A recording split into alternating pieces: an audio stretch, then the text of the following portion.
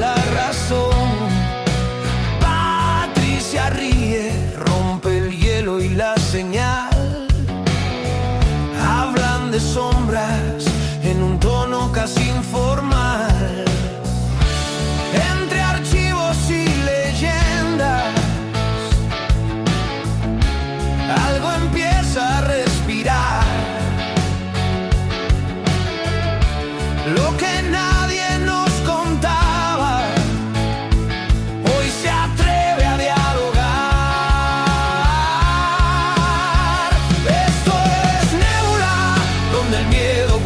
historias, donde el mito abre memorias. Lo que callan los de arriba, aquí se atreve a hablar. Nebula, voz de niebla y de frontera. Cada caso es una puerta, si te atreves a escuchar.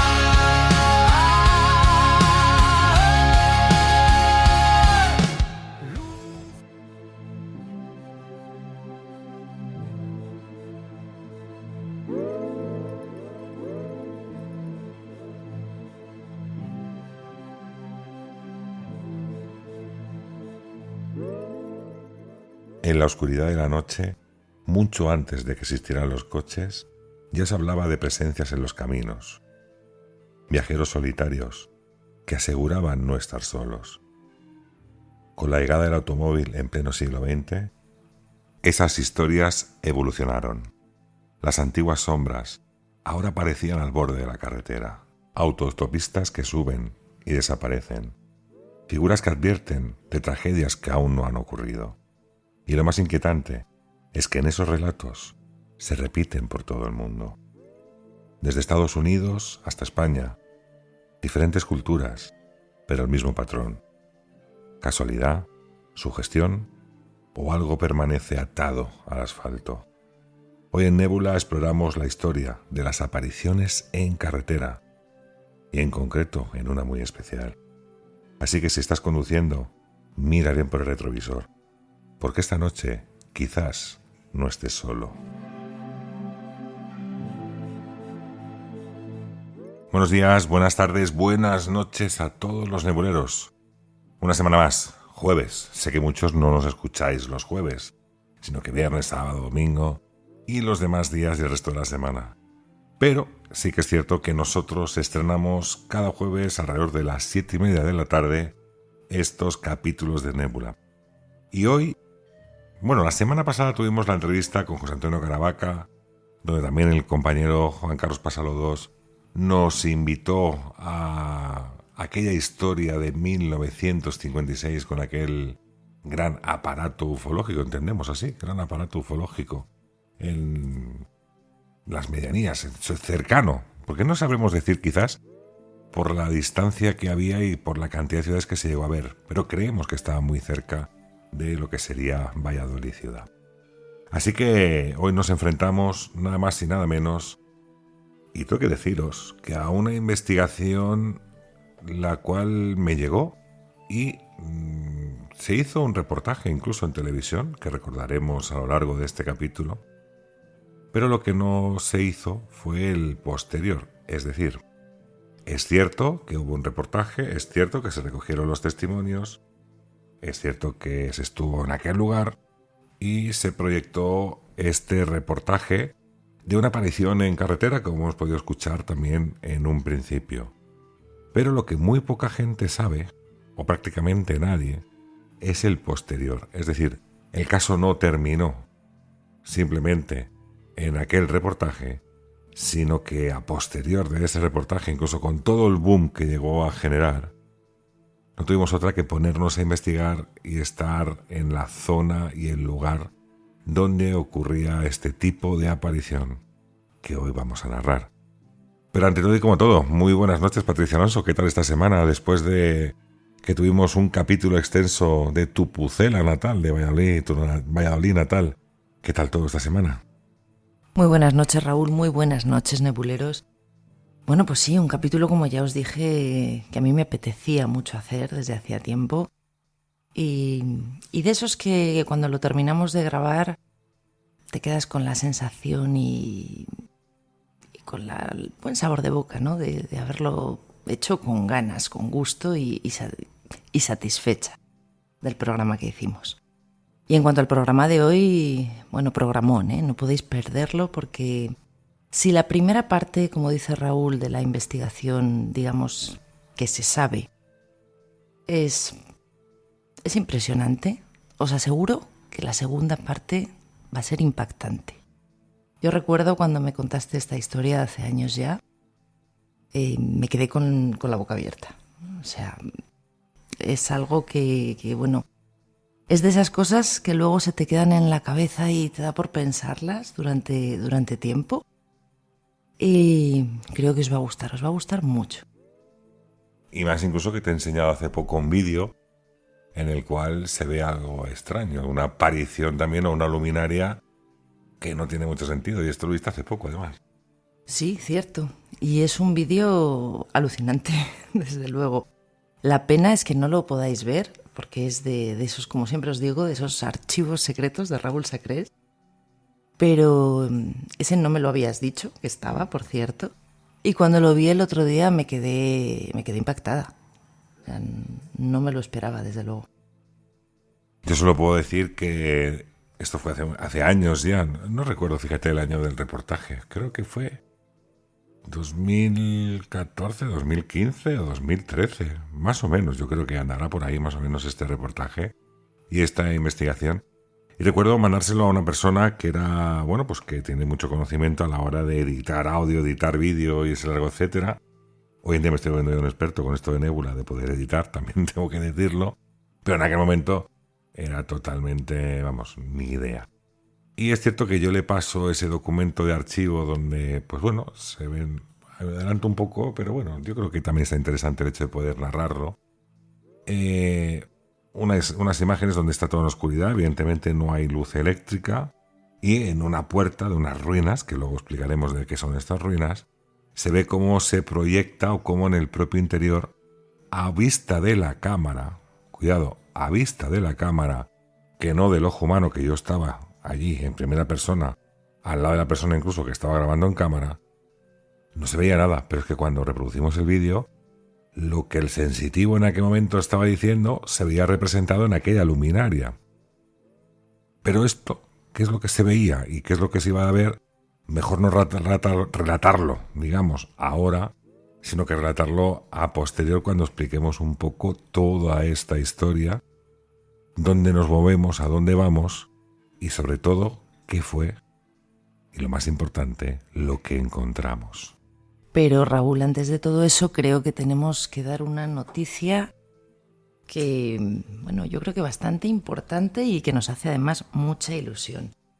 Y es ni más ni menos que, bueno, pues este 6 y 7 de junio, el Congreso OVNI en Oviedo. Y por supuesto, Nebula va a estar allí.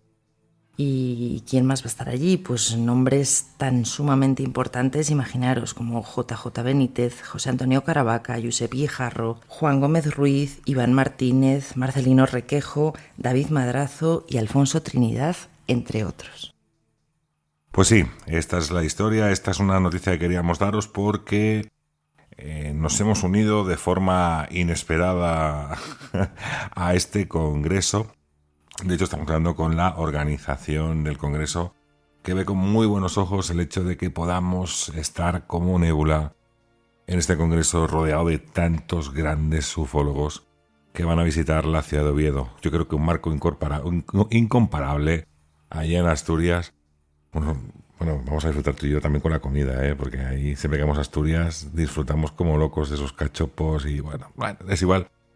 No vamos a hablar solamente de gastronomía, sino, como estamos diciendo, de esa ufología. Así que de alguna forma Nebula estará presente en este evento. Estaremos sí o sí. Veremos a ver la opción de poder realizar grabación del podcast. Quizás, si algunos os animáis y estáis por allí, nos podéis explicar también vuestras propias experiencias. No solamente conocernos, sino ponerse uno delante del micro y decir, a mí me pasó esto. Yo creo que es lo más importante. Cuando uno explica su verdad, yo creo que por un lado se siente más a gusto y por otro también, de alguna forma, a todos los demás nos hace comprender mejor los fenómenos. Así que recordar, 6-7 de junio en Oviedo, podéis tener toda esta información en la página es www.ovnioviedo.com. Repito, www.ovnioviedo.com. Incluso podéis encontrar dentro de esta página, si alguno no sois de Asturias y queréis asistir a este evento, también tenéis la posibilidad de reservar el hotel donde estaremos prácticamente todos, los ponentes y los que vamos también a hacer alguna cosilla por ahí, y de alguna forma pues compartir ese fin de semana ufológico y de misterio.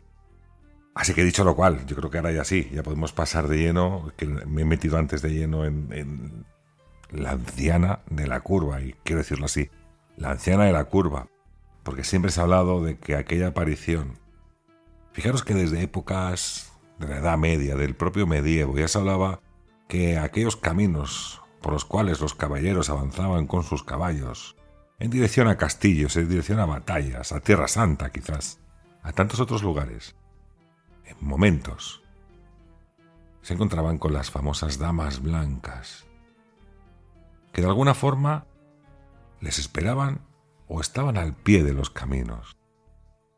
Hoy en día, como hemos dicho en un principio, esos caminos han cambiado por carreteras y carreteras de asfalto. Unas carreteras de asfalto también que, por desgracia, también se cobran muchas víctimas al cabo del tiempo y del año, quizás aquí en España. No es algo tan plácido, porque por desgracia, como digo, la muerte, en muchas ocasiones, también tiene un punto álgido en estas carreteras. Hay puntos negros que les dicen, en los cuales los accidentes son mayoritarios. Y luego, por supuesto, pues quizás también el estado de la carretera, la forma de conducción, diésel largo, etcétera. Así que hoy nos vamos a meter de lleno en una aparición que ocurrió hace prácticamente, pues yo te diría que era, después de todo esto, unos 30 años más o menos, podemos decirlo así, unos 30 años, y que todavía, a día de hoy, sigue marcando un antes y un después en estas personas. Pues creo que es buen momento para empezar con la primera parte de esta historia. Digamos que un poco la parte oficial, la que se sabe, la que salió en cuarto milenio. Imaginaros una carretera, Castellar del Vallès, dirección hacia Barcelona. Un coche a las 4:30 de la mañana, más o menos. Y en él van 4 jóvenes, 2 parejas, 2 hermanas con sus respectivas parejas, que van en la parte de atrás del coche, bueno, pues a esas horas, medio adormilados. Cuando de repente ven a lo lejos lo que parece la silueta de una mujer, en la oscuridad, solamente iluminada por los faros del coche. A medida que se van acercando, lo van viendo cada vez más claro y empiezan a ponerse un poco nerviosos, empiezan a pensar, pues, ¿qué hace una mujer a estas horas en el arcén de la carretera? No hay coches, no hay nada. No pertenece a ningún coche que esté parado ni averiado. Pero la persona que conduce este coche decide ir aminorando poco a poco la marcha. Bueno, pues como todos podemos pensar en un momento determinado, quizás es alguien que necesita ayuda. Y cada vez van vislumbrando mejor la figura de esta mujer. Ellos dicen que es una mujer mayor, una anciana, vestida con ropa de época, algo que no corresponde a la época en la que estamos. Tiene aspecto de ser una campesina, con una falda larga hasta los pies, un chal de lana, un delantal y un pañuelo anudado a la cabeza. Y esta mujer parece que les está haciendo señas con las manos, moviéndolas hacia abajo, como si quisiese que frenasen o que llegasen a detener el coche. Los chicos cada vez se empiezan a asustar más y cuando llegan más o menos a la altura de esta mujer, ven cómo ella se asoma por la ventanilla del copiloto y mira hacia el interior del coche, a la parte de atrás, como si estuviese buscando algo o a alguien. En ese momento los chicos chillan, se asustan un montón y la conductora decide pisar el acelerador y salir de allí pues como alma que lleva el diablo. Porque nada les parece normal, nada les cuadra en ese momento. Una vez que han sobrepasado la figura de esta mujer, mira por el retrovisor y por arte de magia esa figura ha desaparecido. O sea, es como si se hubiese esfumado en medio de la noche. Así es, y todas estas personas tienen nombre y apellido. Empezamos por Estela Bernat, que es la conductora, acompañada de su hermana Sonia Bernat, que es la copiloto, como bien dices, y Juan Carlos Posadas. La otra persona han decidido no dar su nombre. Como dices tú, van en ese coche, vuelven de pasar pues una noche más o menos de fiesta y se encuentran con una sorpresa, una mujer mayor, que en principio parecía pedir ayuda, pero que al final les acaba asustando. Pero, nebuleros, lo mejor que podemos hacer es, os voy a poner una entrevista que le hice íntegramente a Sonia Bernat, y entre medias también escucharemos a Estela Bernat cuando apareció en Cuarto Milenio, incluso a Juan Carlos Posadas, que es el marido de Sonia Bernat, cómo relatan aquella experiencia que vivieron en aquella especie. Fijaros que hablamos de curva, pero tampoco se podía decir curva. Pero bueno, todo esto quizás mejor lo va a detallar Sonia, Juan Carlos y Estela.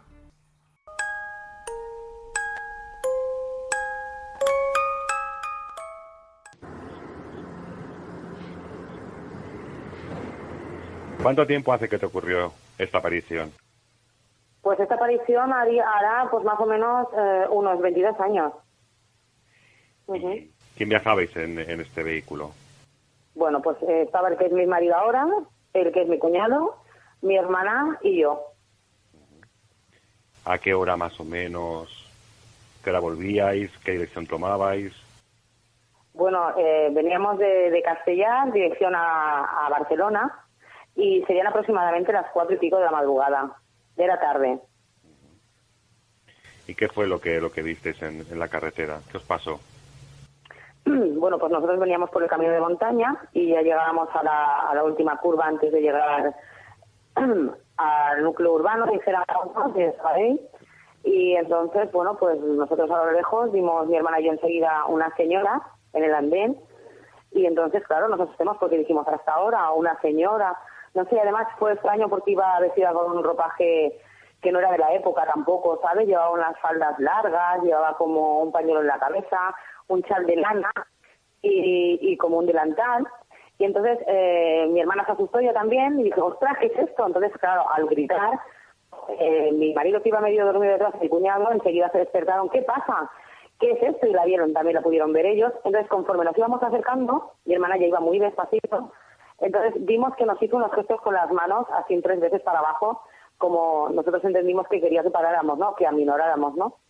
Entonces nos fuimos acercando poquito a poco a ella, y ya mi hermana se puso al lado de ella, ya cuando estuvimos al lado, ella se agachó para mirar al interior de la ventanilla donde estaba yo. Claro que imagínate cómo me puse yo de nerviosa, me tiré para mi hermana.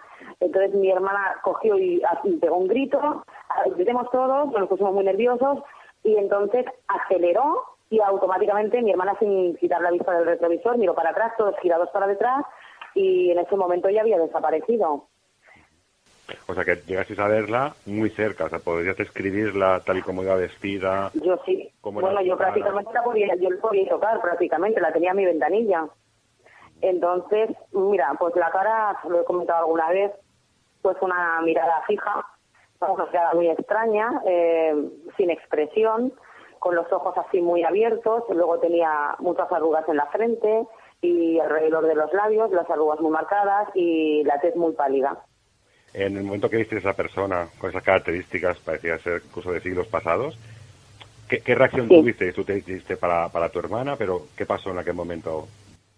¿Qué reacción tuviste?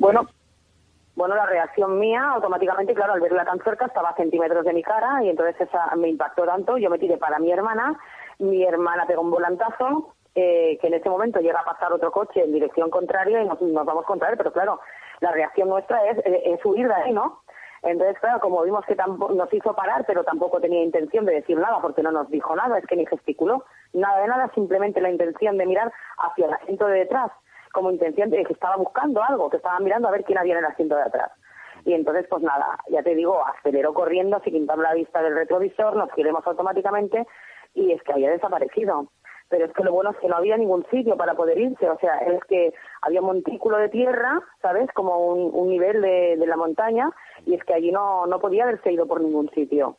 Imposible.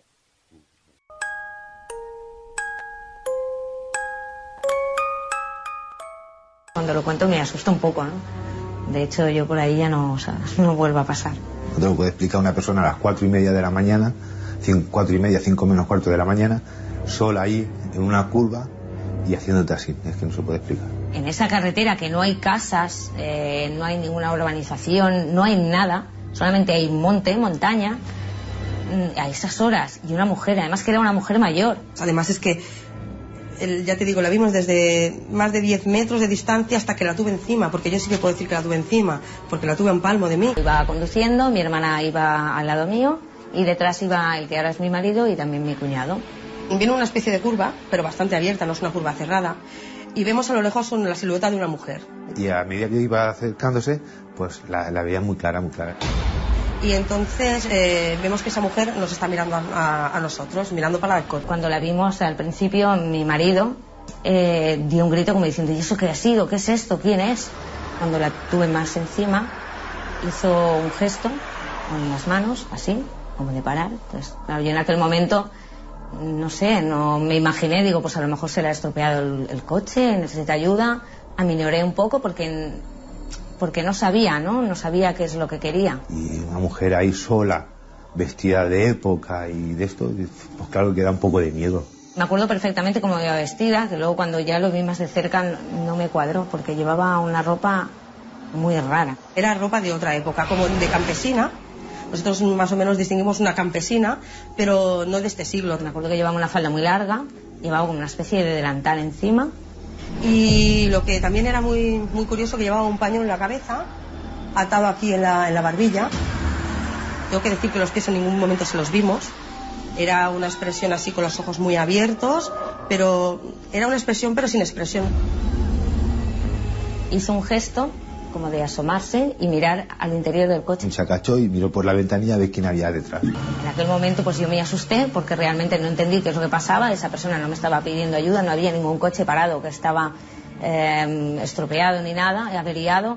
Yo lo que hice fue pisar un poco más el acelerador e intentar salir de allí. Y al momento, nada, en cuestión de segundos, miré al retrovisor y ya no estaba. Nos giramos y ya desapareció, desaparece. Es un muro de piedra, de montaña, y no había salida por ningún lado, simplemente se evaporó.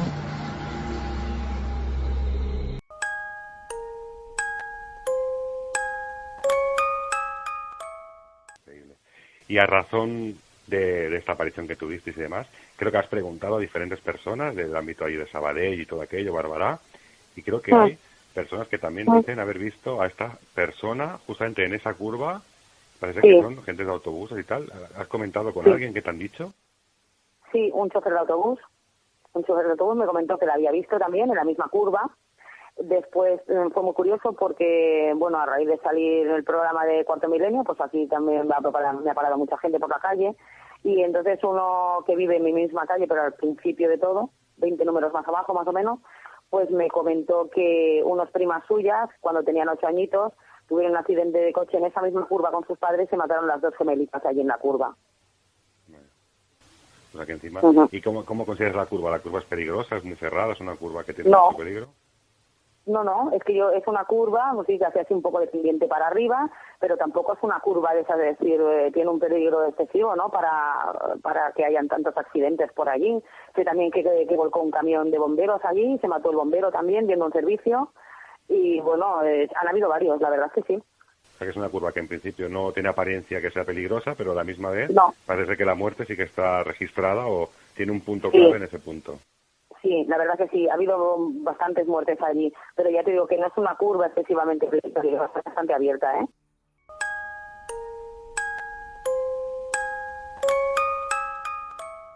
Fijaros qué historia, y qué situación. O sea, si nos pasase a cualquiera de nosotros algo de esto en plena madrugada, no sé cómo reaccionaría, la verdad. Y yo reconozco que muchas veces cuando vamos a los sitios y por la noche vas conduciendo tú, Raúl, que yo a mí odio conducir de noche porque no veo más que nada, soy de esas personas que voy mirando por el arcén y voy pensando, digo, si nos pasase algo de esto ahora. Pero claro, supongo que esto es como todo, ¿no? Hay que verse en la situación. Yo tengo que decir, rara vez he explicado esto, pero es cierto que yo tuve una aparición también en curva en carretera, y esto fue hace muchos años también, pues 2004 nace Monse, pues ponle 2003, yo creo que fue más o menos, 2003, que íbamos a cenar desde Piera hasta Igualada, y es una carretera de curvas y de montaña, y fue muy curioso porque en aquella curva, voy a explicar una experiencia propia y esto me parece increíble, pero es que lo viví así, y de hecho, pues la que es mi expareja en su momento y los amigos podrían ratificar completamente esta historia. Bueno, pues nos vamos a ir a cenar a la población de Igualada, y pasando por una curva donde hay una urbanización, había como una especie como de quitamiedos en esa curva, para no irte, también te digo, a lo que era la montaña, o sea, no era nada más. Y es curioso porque cuando los focos del faro del coche, alumbran aquel quitamiedos, detrás de aquel quitamiedos vemos a dos niñas como saltando el quitamientos, queriendo saltar. Pero unas niñas son curiosas, porque eran vestidas. ¿Recordáis aquellos trajes de cuadritos que eran como Nicky, que era como faldita, las medias hacia arriba, como de colegio, te podría decir? Pero sensación antigua, ¿no? Con las típicas coletas y demás, y en una posición como queriendo saltar, digamos, hacia la carretera. Claro, aquella visión, al hacer aquella curva, lo vi yo, lo vio la copiloto y lo vieron los amigos que iban detrás. Claro, para mí fue una sorpresa. Y dije, pensé, estas crías en invierno, en la montaña, ¿qué hacen así vestidas? Lo primero que hice fue prácticamente, al acabar la curva, lo que hice fue frenar el coche. También tengo que decir que es una carretera poco transitada. Y entonces, mi intención fue poner la marcha atrás en el coche, y sabéis que cuando pones la marcha atrás, sale una luz blanca, y esa luz blanca ilumina también la parte trasera del vehículo, es decir, lo que es la carretera. Y hice un poco marcha atrás, pese a los gritos de las personas que están conmigo en el coche, porque no querían que yo diera marcha atrás, y curiosamente llegué casi hasta lo que es la curva, con mucho cuidado y marcando incluso los warning, y allí no había niña alguna. Eso me pasó a mí, y eso os prometo que es tan cierto como que me llamo Raúl, y porque no tengo ahora mismo el contacto de estas personas, pero si no, yo las llamaba para... Bueno, si escucháis Nébula, poneros en contacto, porque os puedo ratificar esa historia. Nada, dos niñas, pero muy parecidas, de la misma manera vestidas, como queriendo saltar a la carretera en el momento que pasa el vehículo. O sea que era impresionante verlo porque parecía que se iban a tirar encima del coche. Pero bueno, ahora ya me he ido de madre, porque ya he explicado esta historia y creo que, bueno, continuamos con la anciana de la curva, que tiene más miga todavía que esto que acabo de explicar. Bueno, como veis, Raúl es todo un pozo de sorpresas. Sí. Que no nos deja de sorprender en cada programa.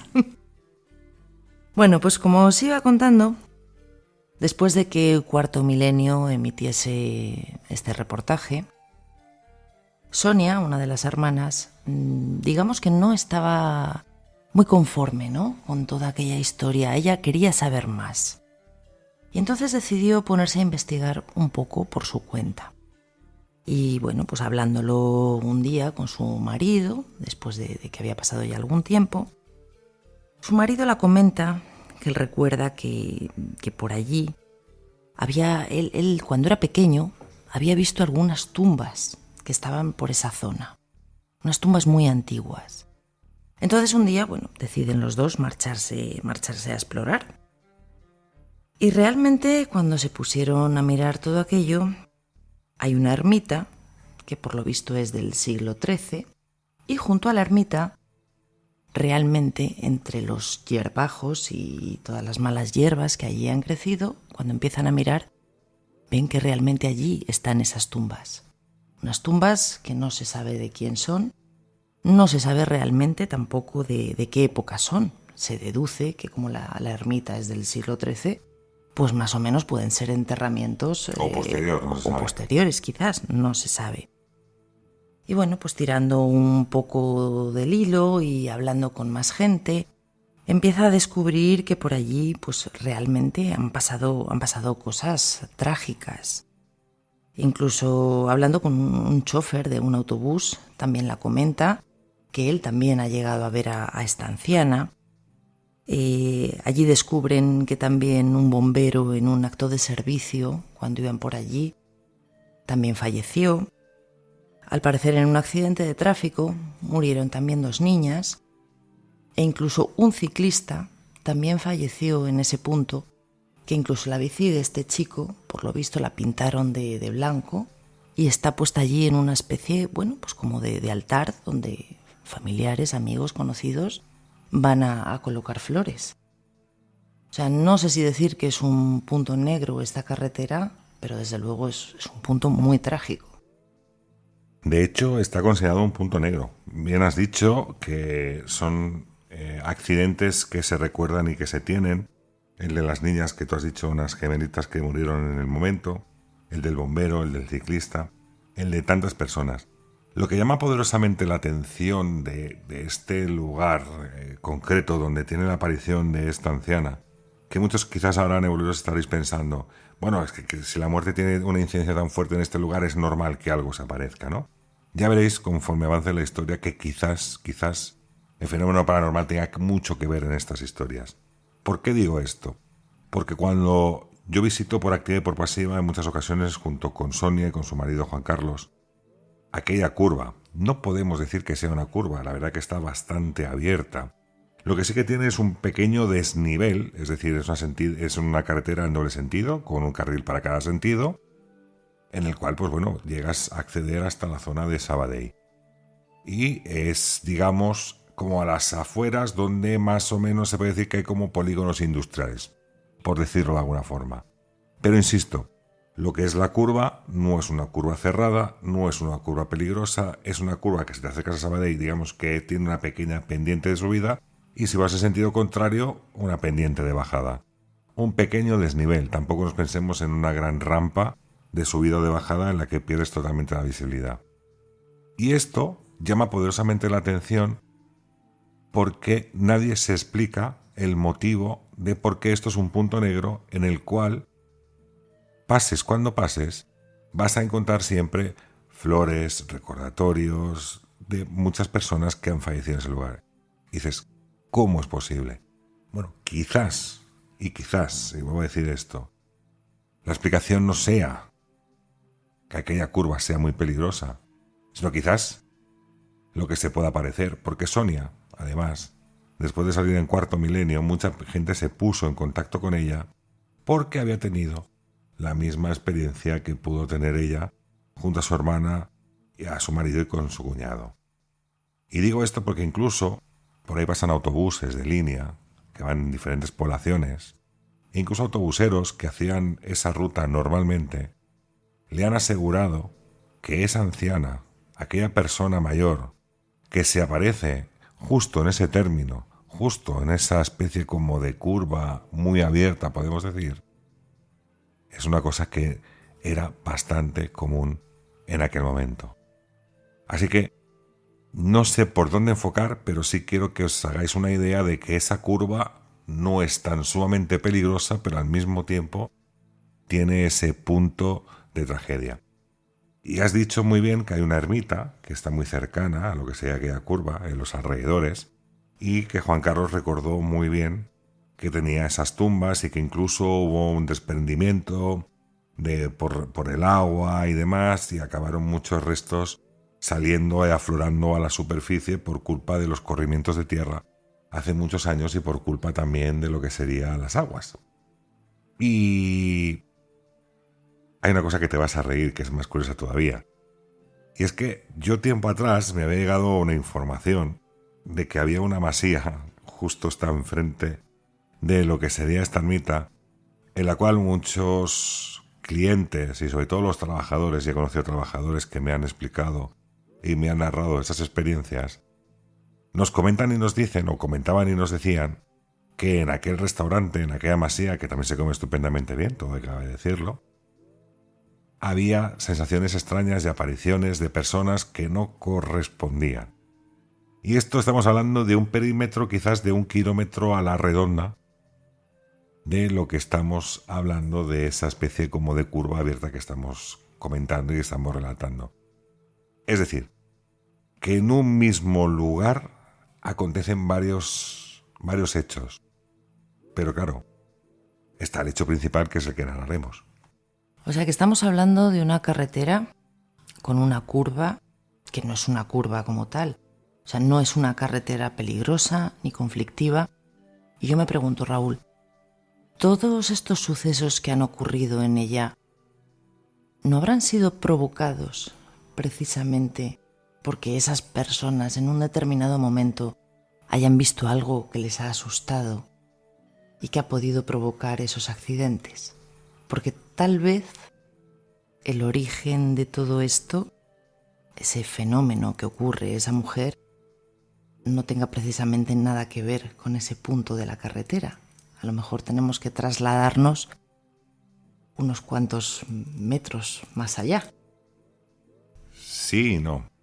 Si yo te tengo que dar una respuesta a día de hoy, después de la investigación que se llevó a cabo, si me rijo por un ámbito perdón, si me rijo por un ámbito más paranormal, es decir, haciendo caso a la persona sensitiva que nos acompañaba, y que lo relataré, por culpa de esta aparición, como le pasó en este caso a Estela y a Sonia, se asustan, volantazo y accidente. Claro, a eso me refiero, que todos estos accidentes no hayan sido precisamente provocados porque en un momento determinado han visto algo que les ha asustado, les ha aterrado y eso ha producido el accidente. Yo no puedo hablar porque evidentemente cuando son estos tipos de accidentes quedan no en secreto de sumario, pero quedan archivados y esto tienes que buscar y es complicado explicar a estas personas el motivo. Pero lo que sí que puedo llegar a decir es que desde ese otro lado, vamos a llamarlo así, sí que se acusa por parte a ese tipo de aparición.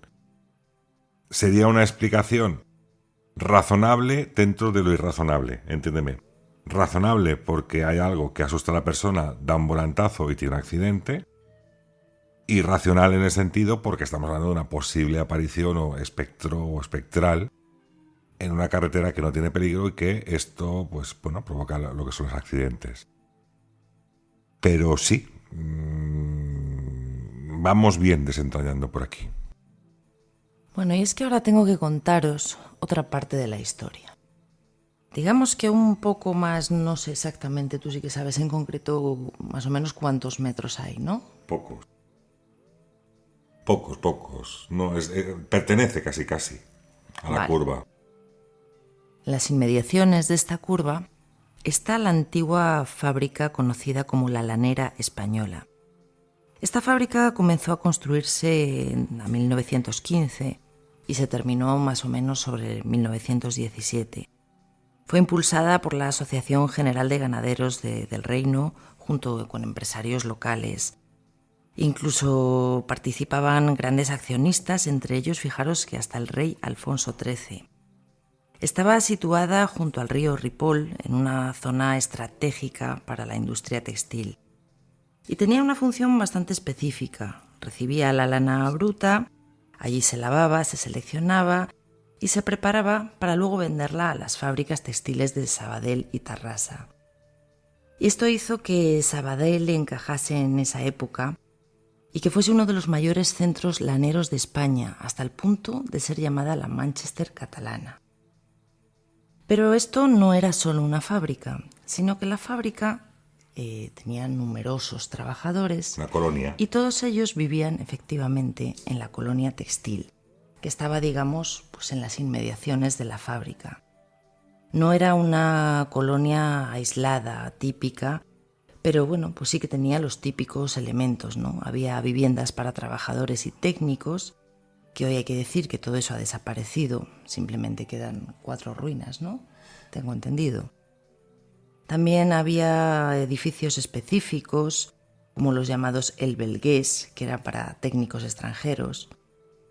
Y bueno, pues se puede decir que esto funcionaba como un pequeño ecosistema industrial, era autosuficiente, y esto era algo bastante común, ¿no?, para la época. Con el tiempo la fábrica se fue modernizando, añadió maquinaria para cardar y peinar la lana, pero el declive llegó con el contexto general del sector. La empresa cerró en los años 60, cuando la crisis textil afectó duramente a Sabadell. Y en los años 70 el recinto ya empezó a ser reutilizado por otras empresas industriales. Pero entre medias de todo esto, algo ocurrió en esa colonia textil. Un incendio. Un incendio del que tenemos que decir que no hay registros públicos oficiales. Sí en los archivos de Sabadell, pero no al público. En ese incendio hubo víctimas. Se incendiaron, bueno, pues una parte de las casas, que imaginaros cómo serían esas casas, ¿no? De materiales inflamables, eran un poco precarias, y el incendio, bueno, pues se propagó rápidamente entre las viviendas. De hecho, tenemos que decir que sí que hay registros. De esta colonia textil en concreto hay registros solamente en el archivo histórico de Sabadell. Pero, por ejemplo, Sabadell es conocida porque en cierta época de las colonias textiles, ¿lo digo bien? Es que siempre me sale el acento catalán. Textiles. Se quemaron varios edificios también en las cercanías de Sabadell, provocando un gran incendio. Imaginemos lo que es la lana. Con esto quiero decir que no era muy difícil el hecho de que se pudiera dar un incendio. Es decir, había que trabajar aquel producto con muchísimo cuidado. ¿Por qué no? Porque incluso, como vemos años más tarde, hubo un incendio en el cual pues incluso murieron personas también ahí en Sabadell por culpa de estos incendios y devastó completamente los almacenes que había de lana. Y como bien estás diciendo, sí que es cierto que, pero esto es más adelante, cuando estamos con la investigación, que hay una investigación histórica sobre ese lugar, pero porque hay un contexto en el cual nos dan una pista de por dónde continuar por la aparición de esta anciana. Claro, porque es que nuestros nebuleros estarán pensando, ¿y por qué me estás contando este rollo ahora de la fábrica textil? Que ¿a qué viene? Pues os aseguro que viene muy a cuento y que va a ser un dato muy, muy importante en la investigación que posteriormente llevó a cabo Raúl. Así que, Raúl, te damos paso, te cedo el micro es tuyo. Deleítanos. No, simplemente, bueno, es verdad que hay varias ocasiones que voy con Sonia y Juan Carlos a la curva. Recorremos aquella carretera 300 metros arriba, 300 metros abajo, intentando ver la perspectiva desde arriba, incluso desde abajo, para poder entender un poco el hecho ya no solamente de la aparición, de dónde podía provenir, sino también esa cantidad de accidentes que había marcados en aquel punto negro.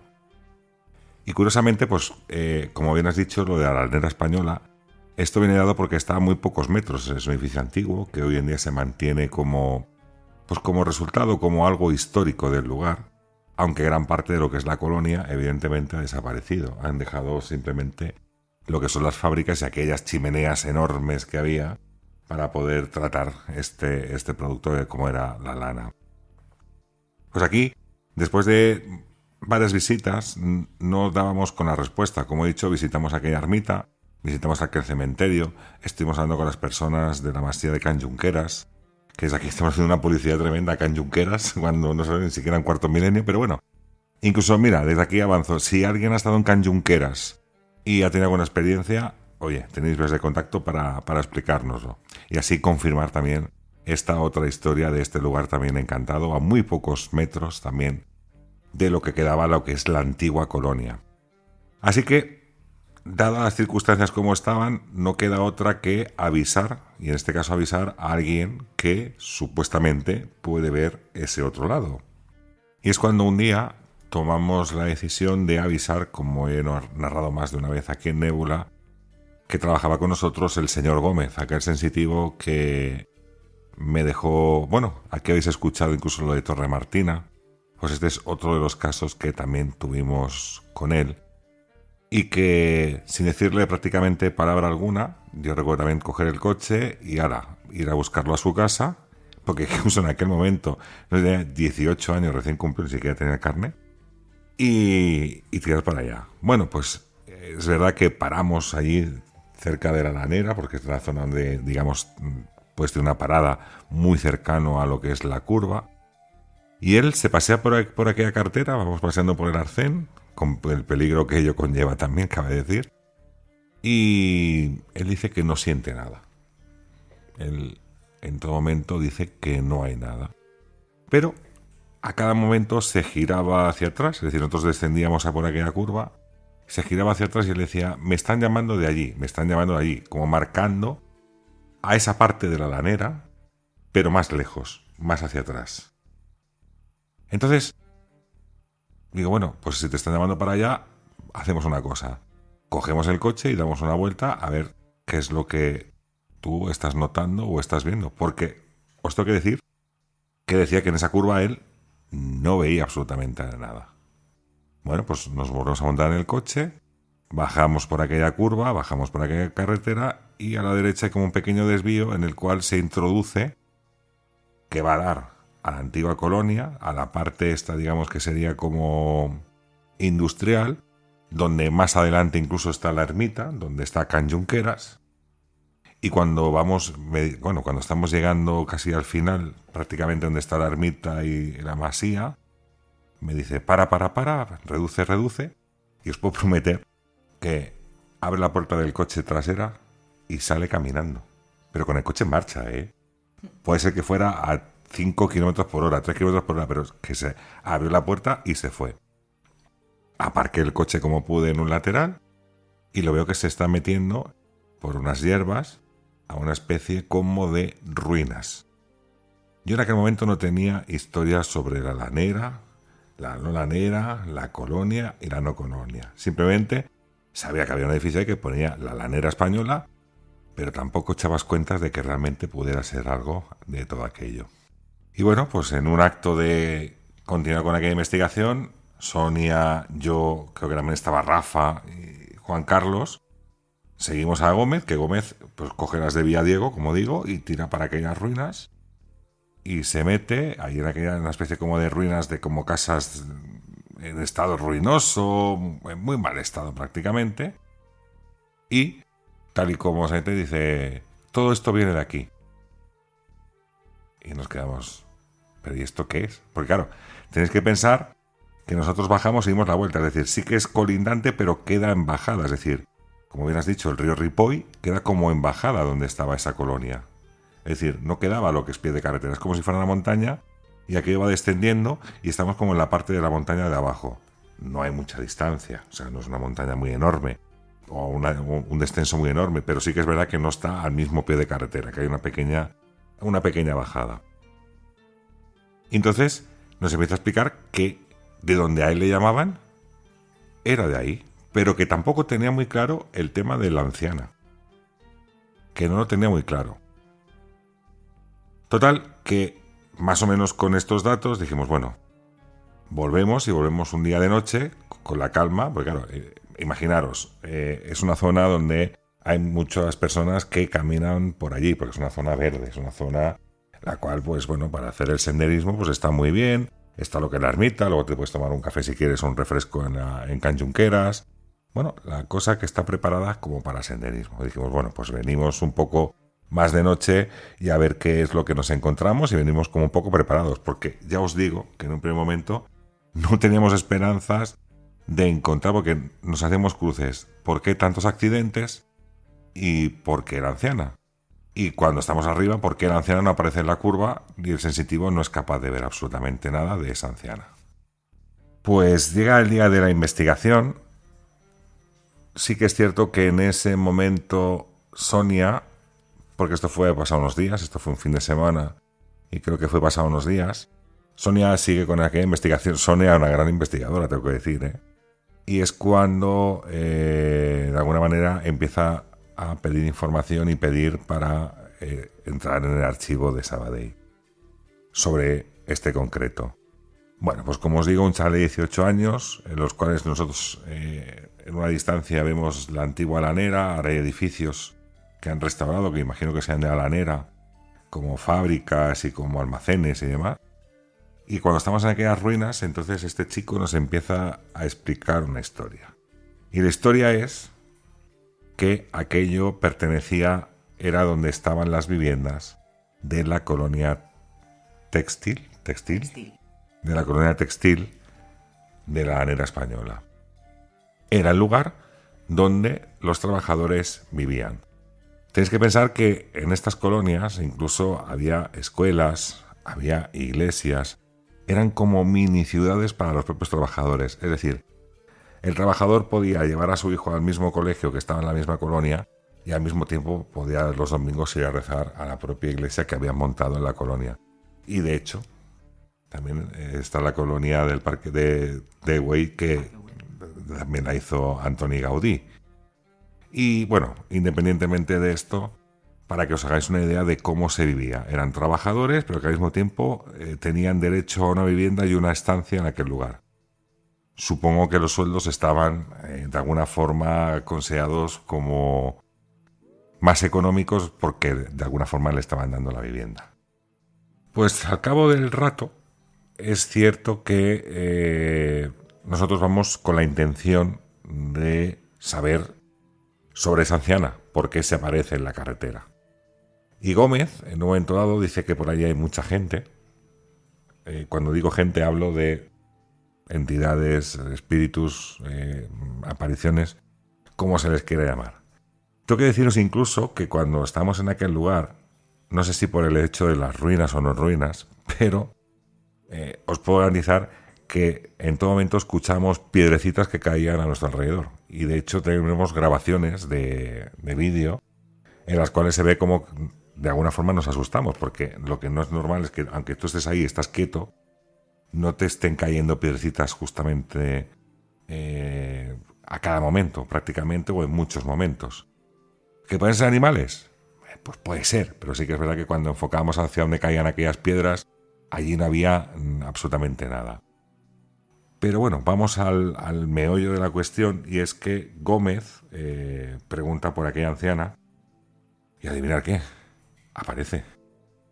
Yo no la vi, evidentemente, esto todo es Gómez, la persona que sensitiva, que acaba viendo a aquella anciana y que acaba sabiendo más o menos allí. Al principio era como un poco reacia al hecho de, digamos, como dar explicaciones, o por lo menos eso decía Gómez. Pero sí que es cierto que hay como una especie como de pórtico, una entrada, como una puerta, en la cual él dice que está ahí sentada y que le está explicando y le está contestando a lo que le está preguntando. A veces nosotros interponemos esas preguntas y Gómez simplemente lo que nos da es la respuesta a las preguntas que realizamos. Y ella supuestamente estaba sentada, pues como digo, en aquella total oscuridad, en aquella puerta que tú has visto, Patricia. Uh-huh. Y con la night shot es curioso porque estamos grabando aquella puerta que nosotros no veíamos nada, solamente lo veía Gómez. Y en un momento puntual se ve como la figura de una persona sentada, a lo mismo que estaba describiendo Gómez, qué es lo que estaba viendo de esa señora, pues directamente lo estaba grabando aquella cámara. Y claro, nosotros en ese momento no lo veíamos, simplemente estamos grabando. Pero la cámara, oye, aquello se quedó grabado. ¿Cuál es la historia? Me diréis, para que no me enrolle tampoco en demasía. ¿Cuál es la historia? La historia es sencilla. Esta mujer mayor se llamaba Ana. ¿Y qué ocurre? Que esta mujer tenía una hija que cuando tenía ya unos 14, 16 años, si no recuerdo mal, cuando no había suficiente trabajo en la colonia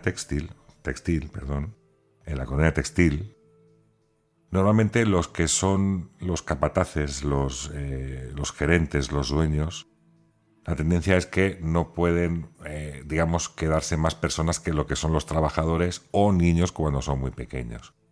Esto quiere decir que los niños cuando tienen 14, 16 años, que ya es una edad que supuestamente en aquella época se podía trabajar y uno espabilarse, porque esto es así, debían dos opciones. Una era o había trabajo en la fábrica y podías trabajar, o tenías que buscarte la vida pero salir de la colonia. Ocurre que esta persona mayor, esta tal Ana, que quizás no era tan mayor, pero a lo mejor lo rudo de la vida, el trabajar en una fábrica y la forma de ir vestida, daba la sensación de más anciana, aunque Gómez también siempre decía que tenía la cara como muy arrugada, pero bueno. Por lo que dicen, imaginemos una persona que puede tener una hija de unos 14, 16 años. O quizás había tenido más hijos y luego esta también más de mayor. Ahí ya no os puedo asegurar nada. Entonces nos explica la historia que llega un momento que esta hija debe abandonar la colonia textil para irse a buscar, digamos, las habichuelas por su cuenta, bien sea a Sabadell, y en este caso creo que comentó que tenía que ir a la ciudad de Barcelona para atender una casa como criada, como sirvienta, como queráis verlo. Lo que la madre, por ejemplo, antes de en la despedida que tuvo con esa hija, esa tal Ana, esa mujer mayor, supuestamente la anciana que se aparecía en la curva, se ve que la hija le prometió, en un momento dado, que no se preocupara a su madre por los lloros que podía tener porque su hija se marchaba, que ella volvería a la colonia en más de una ocasión y que se volverían a encontrar, que se iba a trabajar pero que al mismo tiempo no iban a perder aquel contacto. Al poco tiempo de que esta niña se marchó y que no se sabía nada de ella, parece ser que uno de los trabajadores de la colonia textil, o por lo menos así, insisto, esto es un relato, y te diría relato del más allá. Uno de los trabajadores, pues digamos que tiene un momento alcohólico en el cual se pasa con la consumición, y la torpeza que provoca esta consumición es propagar un fuego.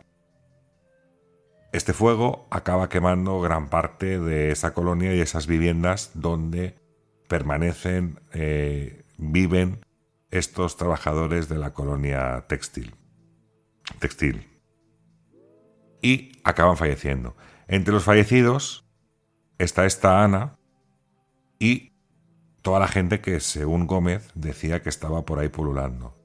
De hecho, incluso llegó a decir que el personaje o la persona que había provocado aquel fuego estaba como retirado en un rincón porque el resto de personajes, o sea, el resto de personas que estaban ahí, era como que le estaban haciendo como un bullying desde del más allá para toda la vida porque había sido el que había provocado aquel incendio.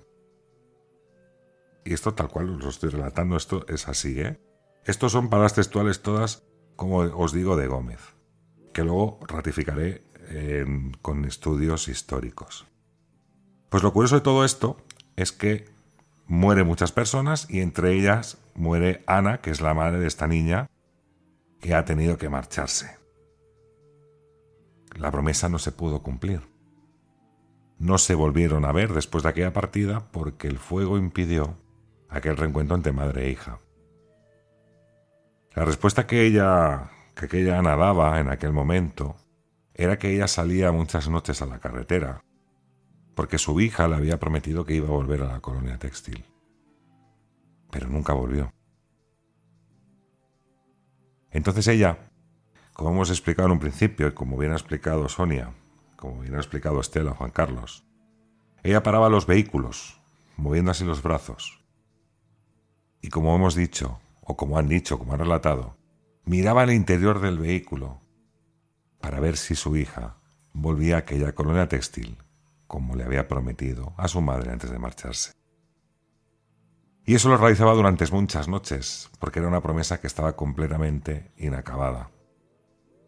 Un acto de amor, se puede decir así, de una madre a una hija, aquella promesa de volverse a encontrar y que el fuego no permitió que se volviera a dar aquella situación.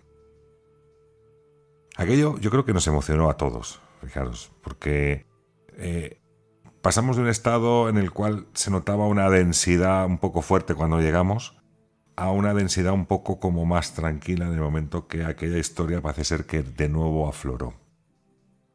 Entonces, bueno, aquí Gómez, en este caso, bajo la ayuda nuestra, intentamos de alguna manera que aquella mujer, digamos, dejara de buscar a su hija para trascender, o como se quiera llamar, o como las personas que están más metidas en este tema pueden llegar a decir, a canalizar, a ir a su lugar, a ir a esa luz, ¿no? Y estuvimos muchas horas, por cierto, muchísimas horas, para poder conseguir ese fin, porque, como os digo, ese lazo de unión entre madre e hija era muy difícil, ¿no? Y lo curioso viene con todo esto es que, claro, se nos quedó un poco, pues, aquel nudo en la garganta de saber si esta historia era parte imaginada por el Gómez o podía ser una historia real. Y aquí por eso hemos dicho que en el archivo histórico de Sabadell existe la relación de aquel incendio que se produjo en aquel lugar, de las muertes que hubo, las que contabilizaron o quisieron decir en aquel momento. También entiendo que había mucho secretismo también en este sentido. Y entre ellas había una persona que se llamaba Ana, el mismo nombre que nos dijo aquella persona que tenía, ¿no? Aquella madre que su hija había marchado para trabajar. Así que, entre estas, y como antes hemos preguntado y hemos dicho, ¿es la carretera la que provoca los accidentes o era quizás la aparición la que provocaba estos accidentes? De una, esta talana, esta mujer mayor, se autoinculpó en ese sentido de que en muchas ocasiones había asustado a las personas y había provocado accidentes. Eso dicho por boca de Gómez, mediante lo que la entidad supuestamente le estaba diciendo. Pero como digo, este chico tenía 18 años en aquel momento. Este chico no sabía el lugar donde íbamos. Este chico nos llevó a unas ruinas que nosotros, incluso cuando pasamos para ir a aquella ermita, no echamos ni cuentas. Él pasó de la ermita, pasó del cementerio, pasó de la curva y nos llevó a ese lugar concreto. Si tiene algo de inventiva, ¿por qué nos lleva hasta allá abajo? Que sí, que está al lado, ¿eh? Pero ¿no sería más fácil inventarse de que sí está ahí en la curva la abuela o la vieja y se está paseando y demás? Pero es cierto que, de alguna forma, yo no sé, como digo muchas veces, cuando he dicho que cuando más me acerco al misterio, cuando más experimento, cuando más quiero buscar respuestas, es cuando más preguntas todavía me surgen. Porque yo no puedo dar una explicación certera, científica, coherente o por lo menos lógica a esta clase de acontecimientos. Solamente puedo relatarlo. Son historias que he vivido con Sonia, con su marido, con el señor Gómez, con Rafa, que era el cámara en aquel momento, incluso con Mary también venía en aquel momento, Mary, amiga mía, Mariche Cabezón, que también lo puede ratificar todo esto, lo de las piedras y lo que se iba a decir.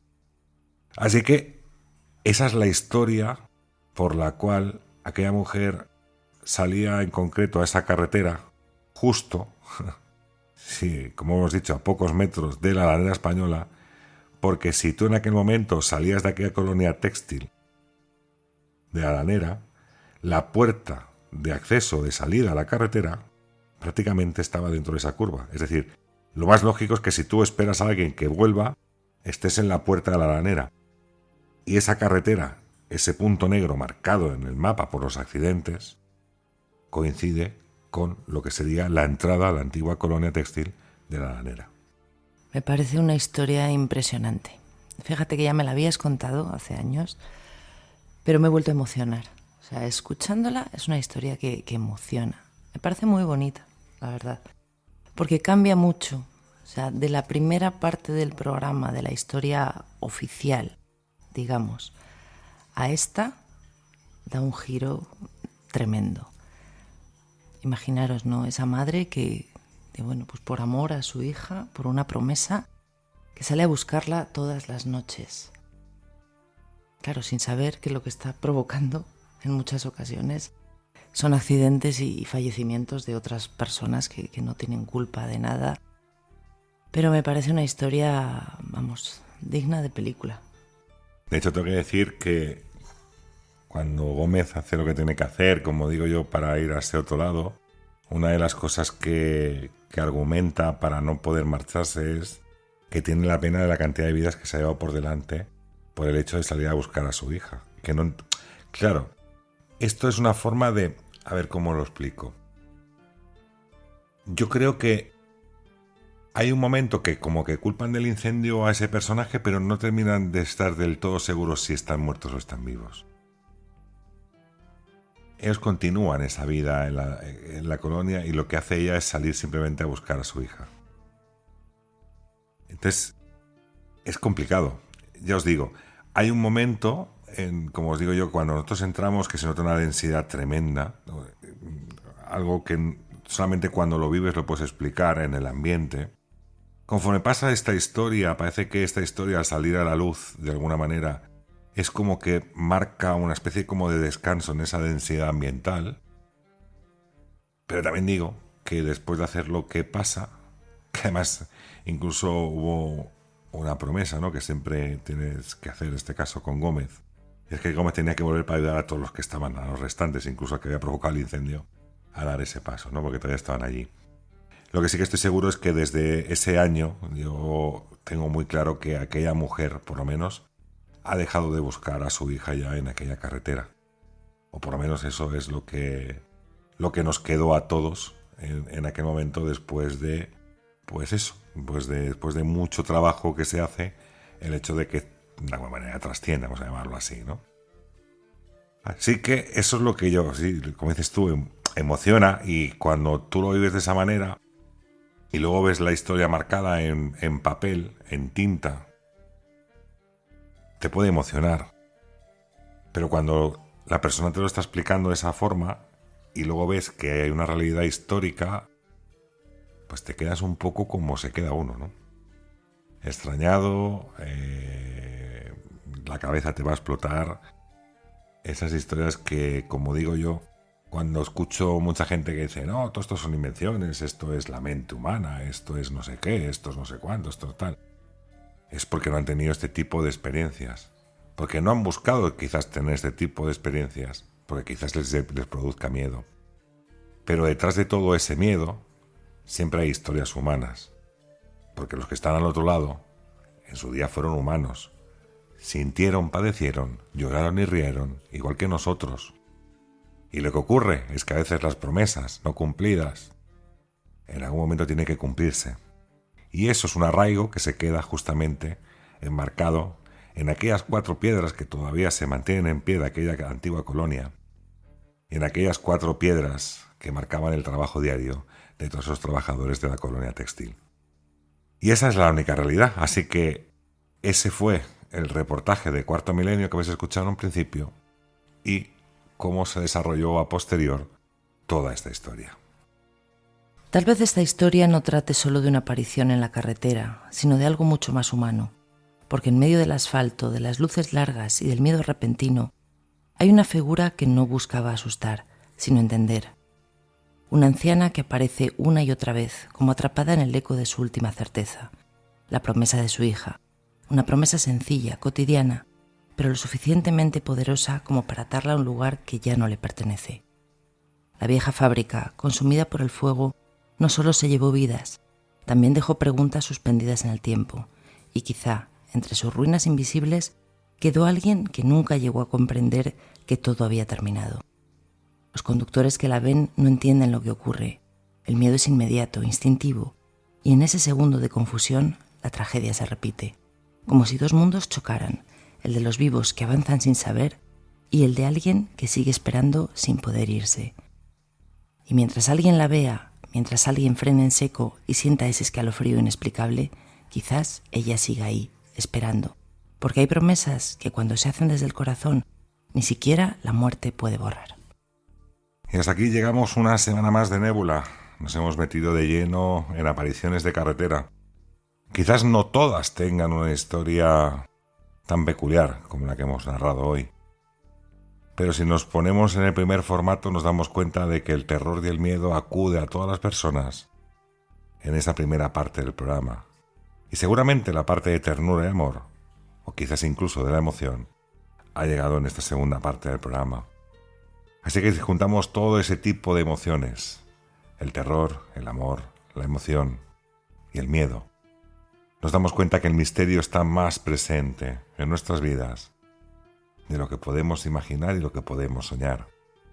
Así que me despido esta noche diciendo que tengáis muy buenos sueños y recordando que dentro de 7 días, desde el universo hacia la Tierra, estaremos aquí para narrar y explicar esos misterios que tanto nos gustan y tanto nos apasionan. Muy buenas noches.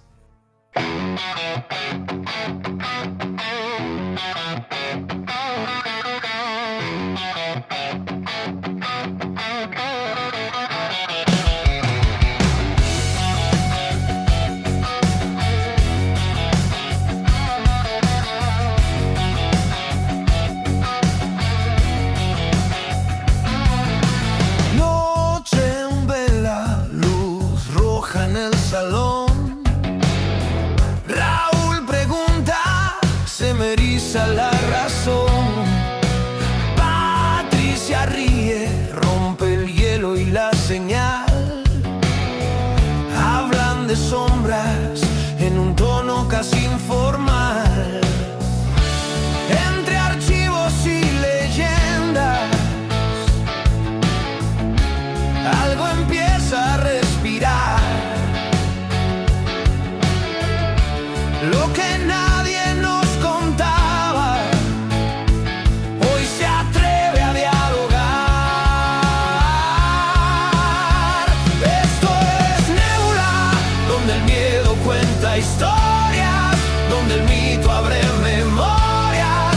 Lo que callan los de arriba, aquí se atreve a hablar. Nébula, voz de niebla y de frontera, cada caso es una puerta, si te atreves a escuchar.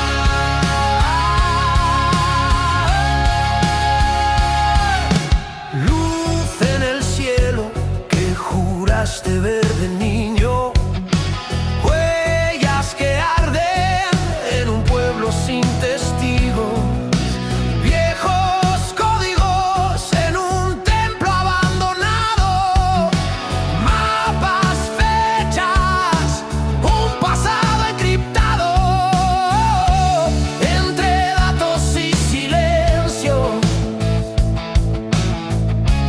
van cosiendo la verdad.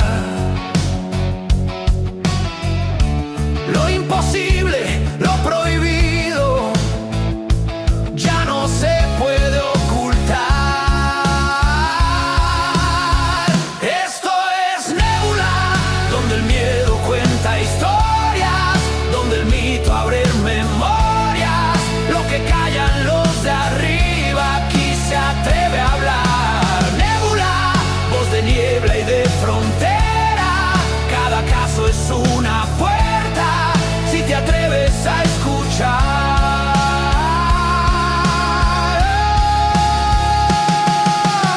Apaga el mundo, súbele al misterio.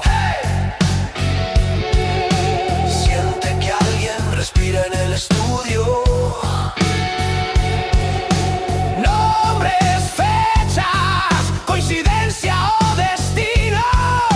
Lo que niegan late dentro del relato. Esto es Nébula, donde el miedo cuenta historias, donde el